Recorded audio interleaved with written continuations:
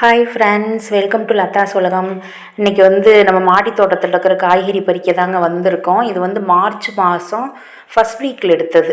இந்த மாதம் ஃபஸ்ட் வீக்கில் எடுத்த வீடியோ தான். ஃபஸ்ட்டு காலிஃப்ளவர் இருக்குது, அதை பறிச்சுக்கலாம். பூ பாருங்கள், நல்ல பெரிய பூவாக இருக்குது. ஒரு 10 பூ போல் அறுவடை பண்ணேங்க இந்த முறை. ஒரு 6 பூ பெரிய பெரிய பூவாக இருந்தது, ஒரு 4 பூ சின்ன பூவாக அறுவடை பண்ணேன். பூவோட வெயிட்டு, பூ மட்டுமே இந்த இலைகளெல்லாம் கட் பண்ணிவிட்டு பூ மட்டுமே ஒரு 2 கிலோ வெயிட் இருக்கும். இப்போ இதை வேரோட பிடுங்கிட்டேன். அப்புறமா அந்த இலை, அந்த தண்டு எல்லாத்தையும் கட் பண்ணி மக்கறதில் போட்டுட்டு வந்துட்டேன். பூவை இப்போ ஒரு ட்ரேயில் வச்சிடலாம். அடுத்து கொஞ்சம் தக்காளி இருக்குது, அதை பறிச்சுக்கலாம். கத்திரிக்காயும் இருக்குது. இது மணப்பாறை கத்திரிக்காய், இதையும் பறிச்சுக்கலாம். மாடி தோட்டம் ஆரம்பிக்கணும் அப்படின்னு நினைக்கிறவங்க ஆடி மாதத்தில் ஆரம்பிங்க. இப்போ சம்மரில் மார்ச், ஏப்ரல், மே இந்த மாதத்துலலாம் ஆரம்பிக்காதீங்க. ஏன்னா நிறைய ஃபெயிலியர்ஸ் வரும், விதைகள் முளைக்காது, அப்புறம் மூட் அவுட் ஆயிடுவீங்க. ஆடி மாதம் நம்ம விதைச்சோம் அப்படின்னா அடுத்து வரக்கூடிய இந்த மழை பெய்யும், கோடை மழை பெய்யும். அதுக்கப்புறமும் கொஞ்சம் மழை பெய்யறதுனால செடிகள்லாம் நல்லா தாக்கு பிடிச்சி வளர்ந்து வந்துடும், நிறைய ஈல்டும் கொடுக்கும். எல்லா காய்கறியுமே ஆடி மாதம் ஆரம்பிக்கலாங்க. பழமரங்களாகட்டும், கீரைகள், காய்கறிகள், அப்புறம் கொடி காய்கறிகள், கிழங்கு வகைகள் எதுவாக இருந்தாலும் ஆடி மாதம் ஆரம்பிக்கிறது பெட்டராக இருக்கும். இப்போ ஏற்கனவே மாடித்தோட்டம் வச்சுருக்கிறவங்களா இருந்தால் அந்த ஷேட் நெட்டு இல்லைன்னா கூட இந்த மாதிரி சம்மரில் விளையிற காய்கறிகள், பச்சை மிளகாய், கத்திரிக்காய், தக்காளி, வெண்டைக்காய், செடியவரை, இந்த மாதிரி காய்கறிகள்லாம், கீரைகள்லாம் ஸ்டார்ட் பண்ணலாம். இப்போ நான் இருந்த கத்திரிக்காய், தக்காளி, அவரைக்காய் இதெல்லாம் பறிச்சுக்கிட்டு இருக்கேன். பச்சை மிளகாவும் பறிச்சிட்ருக்கேன். பச்சை மிளகா கொஞ்சம் பழுத்துருச்சு, அதனால் பழுத்தது, பச்சையாக இருக்கிறது, பெருசாக இருக்கிறது எல்லாமே பறிச்சிட்ருக்கேன். செடியவரை ரொம்ப சூப்பராக இருக்குங்க. வருஷ கணக்கில் காய்ச்சிக்கிட்டு இருக்கு. நம்ம வீட்டில் 10 செடியவரை செடி இருந்ததுன்னா போதும். வாரத்தில் ஒரு 2 நாள் 3 நாள் பொரியலுக்கே 4 பேர் இருக்கிற ஃபேமிலிக்கு பொரியலுக்கு ஆகிற மாதிரியே காய் கிடைக்கும். சாம்பார் வைக்கலாம், கூட்டு வைக்கலாம், அவியல் வைக்கலாம், எது வேணுனாலும் வச்சுக்கலாம். அதே மாதிரி கத்திரிக்காய் செடியும் ஒரு 4 பேர் இருக்கிற ஃபேமிலி அப்படின்னா ஒரு 7-8 செடி இருந்ததுன்னா கூட போதும். கத்திரிக்காயும் நிறைய கிடைக்கும். அவரைக்காய் செடியில் பூ பாருங்கள், நிறைய விட்டுருக்கு. இந்த பூ அப்படியே காயாக மாறணும் அப்படின்னா உதிராமல் இருக்கிறதுக்கு நம்ம தேமூர் கரைசல் தாங்க தெளிக்கணும்.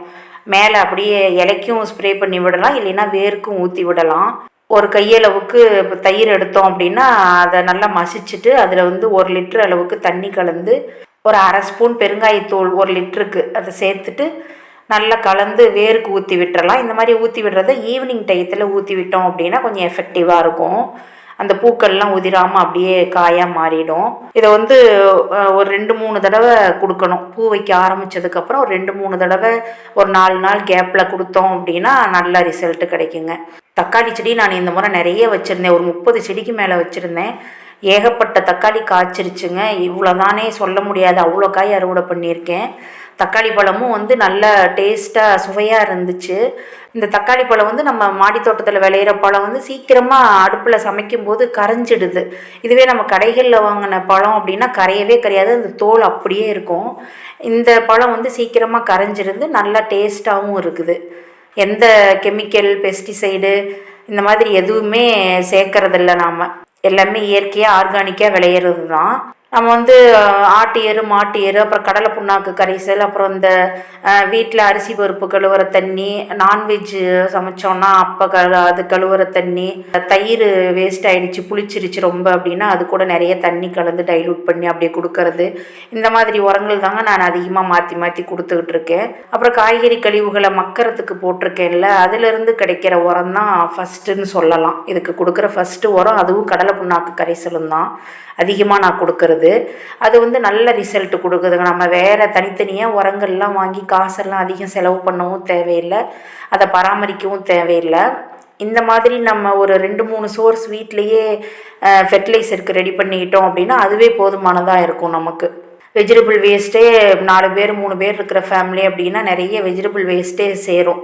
காய்கறி வேஸ்ட்டு, பழத்தோல், முட்டை ஓடு, இந்த மாதிரி அதுவே நிறைய சேரும். அதையெல்லாம் நம்ம குப்பையில் தூக்கி போட்டு ரோட் சைடில் பன்னி, நாய், இந்த மாதிரி ஆடு, மாடு, இந்த மாதிரி இதெல்லாம் இழுத்து போட்டு அதையெல்லாம் தெருவே அசிங்கப்படுத்தாமல் இந்த மாதிரி நம்ம மக்கக்கூடிய பொருள் எல்லாத்தையும் நம்மளே மக்க வச்சு கொஞ்சம் மண் மட்டும் இருந்தால் போதும், ஈஸியாக மக்க வச்சுக்கலாம். மக்க வச்சு நம்மளே செடிகளுக்கு உரமாக கொடுத்தோம் அப்படின்னா அது நம்மளுக்கு காய்கறியும் நிறைய கிடைக்கும். இயற்கையாக விளைஞ்ச காய்கறி, எந்த வேஸ்ட்டும் வெளியே போகாமல் இருக்கிறதுனால தெருவும் வந்து சுத்தமாக இருக்கும். நம்ம மக்கக்கூடிய குப்பைகள்லாம் இந்த மாதிரி ரெடி பண்ணிக்கிட்டோம் அப்படின்னா, மக்க வச்சுக்கிட்டோம்னா மக்காத குப்பைகளை மட்டும் நம்ம கார்பரேஷனுக்கு இல்லை பஞ்சாயத்தில் யாராவது வந்து எடுத்துகிட்டு போவாங்கல்ல குப்பையை எடுக்கிறதுக்குன்னு, அந்த மாதிரி அவங்கக்கிட்ட கொடுத்துட்டோன்னா எல்லா இடமுமே சுத்தமாக இருக்கும். இப்போ பச்சை மிளகா கொஞ்சம் இருந்தது, அதையும் பறித்து வச்சுருக்கேன். மிளகாய் கொஞ்சம் நிறைய தான் பழுத்துருச்சு. இந்த வாரத்தில் கொஞ்சம் பச்சை மிளகாய் அதிகம் பறிக்கலை நான், அதனால் மிளகாய் பழுத்துருச்சு. பழுத்த மிளகாய் அதிகமாக இருக்குது, அதை பறித்து வச்சுட்டு இப்போ வந்து தக்காளி பறிச்சிட்டு இருக்கேன். தக்காளியும் வந்து நம்ம நாட்டு தக்காளி தாங்க உடம்புக்கு நல்லது. நம்ம வெவ்வேறு ஷேப்பில் இருக்குது, வெவ்வேறு கலரில் இருக்குது அப்படின்னு சொல்லிட்டு ஹைப்ரிட் தக்காளி, இந்த பேரிக்காய் மாதிரியெல்லாம் தக்காளி வந்திருக்குல்ல, அதெல்லாம் ஹைப்ரிட் தக்காளி. அதெல்லாம் ட்ரை பண்ணுறது வேஸ்ட்டுங்க. நம்ம மாடி தோட்டமே கொஞ்சம் இயற்கையான காய்கறிகள் கிடைக்கணும் அப்படிங்கிறதுக்காக தான் வச்சுருக்கோம். குடமிளகா வந்து நிறைய இருந்துச்சு, கொஞ்சம் சைஸ் இந்த முறை சின்னதாக இருக்குது. அந்த வெஜிடபிள் வேஸ்ட்லேருந்து வர கம்போஸ்ட் கொடுத்தோம்னா காய்கறிகள் ஒரே வாரத்தில் நல்லா பெருசு பெருசாக காய்க்குதுங்க. அந்த உரம் கொடுக்கல அப்படின்னா கொஞ்சம் அப்படி காய் சைஸ் சின்னதாகிடுது.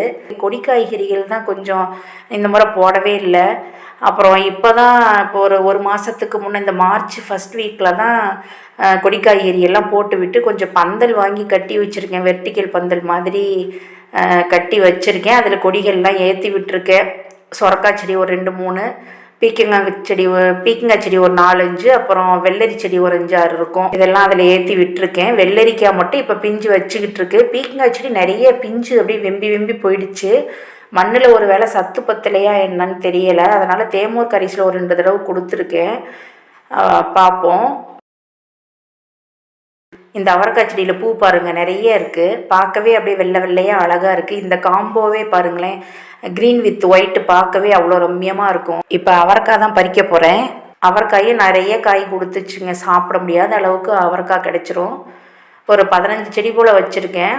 நிறைய காய், தக்காளி அவரைக்காய் இந்த முறை நிறைய காய்ச்சிது. அதே மாதிரி வெண்டைக்காய், கத்திரிக்காய், எல்லா காய்கறியுமே நிறைய கிடச்சிது. அவரைக்காய்லாம் ஒரு 20 அவரைக்காய் இருந்ததுன்னா போதுங்க, நம்ம பொரியல் பண்ணிக்கலாம். அதுவும் கூட வந்து வெங்காயம், தக்காளி, தேங்காய்லாம் போட்டோன்னா நம்மளுக்கு பொரியலுக்கு கிடைச்சிரும். ஹைப்ரிட் தக்காளியே நம்ம இப்போ ஒரு பாக்கெட் விதை 20 ரூபா 40 ரூபான்னு விலை கொடுத்து வாங்கி ஹைப்ரிட்டை சாப்பிட்றதுக்கு பதிலாக நம்ம வீட்டில் சாதாரணமாக தக்காளி அப்படியே வேஸ்ட் ஆகுது இல்லைங்களா, தானாகவே சில சமயம் அப்படியே அழுகி போகிற மாதிரி ஆகிடும். அந்த தக்காளியை மண்ணில் அப்படியே பிழிஞ்சு விட்டோம் அப்படின்னாவே ஒரு வாரத்தில் முளைச்சி வந்துடும். அடுத்த ஒரு 15 நாளையில் செடி எடுத்து நட்டுறலாம். ஈஸியாக வளர்த்துடலாங்க. தக்காளி எல்லா நாளும் வளரக்கூடியது தான். ஏன்னா தக்காளி வந்து எப்போவுமே நம்மளுக்கு ரொட்டீனாக இருக்கிற மாதிரி பார்த்துக்கணும். சில சமயம் கிலோ 10 ரூபாய்க்கும் விற்கும், கிலோ 200 ரூபாய்க்கும் விற்கும். அதனால் நம்ம வந்து தக்காளி எப்போவும் வீட்டில் இருக்கிற மாதிரி பார்த்துக்கிட்டோம் அப்படின்னா நமக்கு ஆர்கானிக்கான தக்காளியும் கிடைச்சிரும். இந்த மாதிரி பட்ஜெட் ப்ராப்ளமும் வராது, எக்கனாமிக்கலாக இருக்கும். அதே மாதிரி தான் சின்ன வெங்காயமும். நம்ம எந்தெந்த கீரை பையெல்லாம் வச்சுருந்தோம் அப்படின்னா, கீரை பேக் எப்படியும் மாடித்தோட்டம் கொஞ்சம் ஓரளவு வீட்டுக்கு தேவையான காய்கறிகள் வேணும் அப்படின்னு வச்சுருக்கிறவங்க எப்படியும் ஒரு 100-150 பாட்ஸ் போல் வச்சுருப்பாங்க. அதில் வந்து கீரை, கிழங்கு, காலிஃப்ளவர், கோஸ் எல்லாம் போடுறோம்ல, அந்த மாதிரி ஃப்ளாட்டாக இருக்கிற பேக்கில் வந்து பேக்லேயோ இல்லை கண்டெய்னர்லேயோ நாம் வந்து வெங்காயம் அங்கங்கே கொஞ்சம் கொஞ்சம் சின்ன வெங்காயம் ஊனி வச்சுக்கிட்டோம் அப்படின்னா, ஒரு 10 வெங்காயம் ஊனி வச்சோன்னா கூட அந்த வெங்காயத்தாள் எடுத்து நம்ம சமையலுக்கு யூஸ் பண்ணிக்கலாம். ரொம்ப கால்சியம் சத்து அதிகமாக இருக்கிறது. அப்புறம் அந்த வெங்காயத்தையும் சமையலுக்கு யூஸ் பண்ணிக்கலாம். கொஞ்சம் வெங்காயமும் விளைஞ்சி வரும்.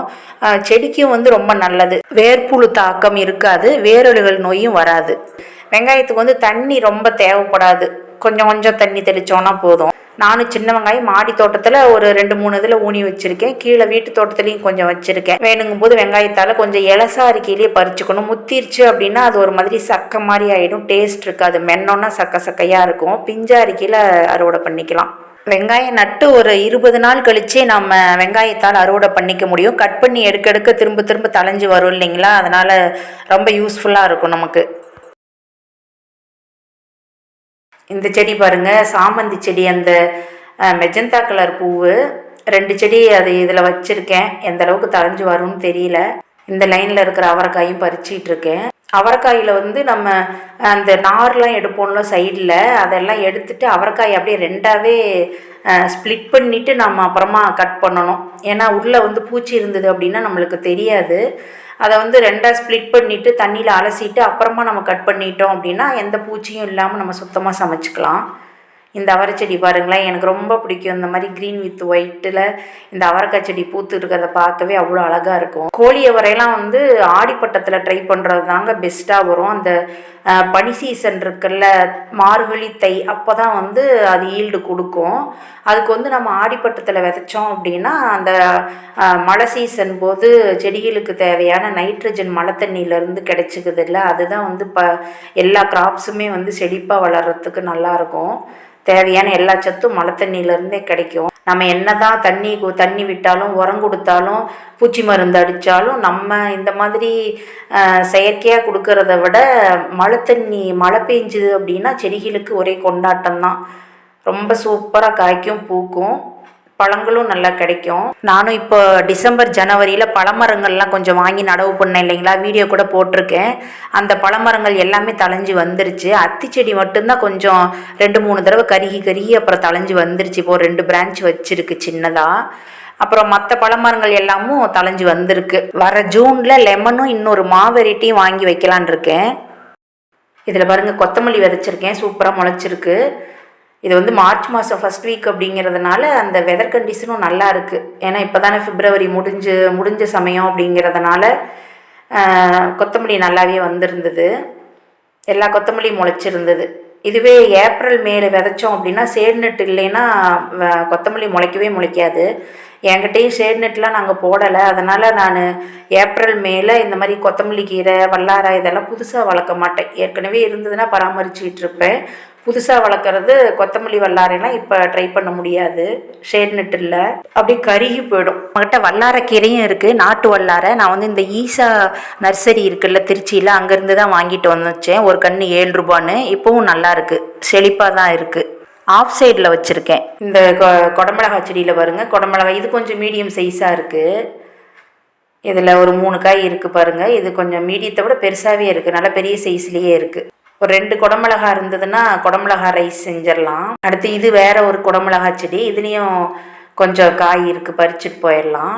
குடமிளகா வந்து நம்ம இப்போ இந்த சில்லி பரோட்டா, வெஜிடபிள் ரைஸ் இதிலெல்லாம் சேர்க்கும்போது அதோட வாசனையே தனியாக இருக்கும். ஃப்ரைட் ரைஸ், நூடுல்ஸ்லலாம் நாங்கள் வீட்டில் செய்யும்போது சேர்த்துக்குவோம். அந்த வாசனை சூப்பராக இருக்கும், டேஸ்ட்டும் நல்லாயிருக்கும்.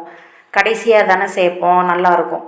இது வந்து பீன்ஸ் செடி, இதில் கொஞ்சம் காய் இருக்குது, அதையும் பறிச்சுக்கலாம். இது வந்து இந்த ஃப்ரெஞ்ச் பீன்ஸ்னு சொல்லுவாங்கள்ல, செடி பீன்ஸ், அதுதான். இந்த செடி ஒரு 20 செடி போல் நடவு பண்ணேங்க, விதை போட்டேன், எல்லாமே முளைச்சிது. செடி நல்லா ஒரு 3/4 அடி உயரத்துக்கு வந்துச்சு. 1 அடி உயரம் கூட செடி வளர்ந்துச்சு. ஆனால் மார்ச் மாதம் பிறந்ததுக்கப்புறம் ஒன்று காய ஆரம்பிச்சிருச்சு. நானும் அந்த செடியெல்லாம் நிழல்லாம் தூக்கி வச்சு அதை வந்து பராமரிச்சுட்டு தான் வந்தேன். 2 வேளையும் தண்ணி விட்டு பராமரிச்சுட்டு தான் வந்தேன். அப்போவும் பீன்ஸ் செடி கொண்டு வரவே முடியலை. இன்னும் கொஞ்சம் முன்னமே போட்டிருக்கணும் போல், நான் கொஞ்சம் லேட்டாக போட்டேன் போல். பீன்ஸ் செடி இப்போ ஒன்று கூட இல்லைங்க. இப்போ வந்து இந்த லைனில் இருக்கிற இந்த சிகப்பு பொன்னாங்கண்ணி கீரையை பறிச்சுக்கலாம். சிகப்பு பொன்னாங்கண்ணி கீரை கட் பண்ணி விட சூப்பராக தளைஞ்சு வந்துக்கிட்டே இருக்குங்க. இது வந்து நிறைய பேர் லைன் கீரைன்னு சொல்லுவாங்க. ஒரு கட்டளவுக்கு பறிச்சுட்டு போயிட்டேன். அவ்வளோதான் ஃப்ரெண்ட்ஸ். இப்போ இருந்த கத்திரிக்காய், வெண்டைக்காய், அவரைக்காய், பச்சை மிளகா, குடமிளகா, தக்காளி, பீன்ஸ், காலிஃப்ளவர், கீரை எல்லாத்தையும் பறிச்சாச்சு. இந்த வீடியோ பிடிச்சிருந்ததுன்னா நான் சொன்ன டிப்ஸ் கொஞ்சம் சொல்லியிருக்கேன். அதெல்லாம் யூஸ்ஃபுல்லாக இருந்தால் வீடியோக்கு ஒரு லைக் கொடுத்துட்டு அப்படியே நம்ம லதா சொல்லுவோம் சேனலை சப்ஸ்கிரைப் பண்ணி பெல் பட்டனில் ஆல் கிளிக் கொடுத்து வச்சுக்கோங்க ஃப்ரெண்ட்ஸ். தேங்க்யூ.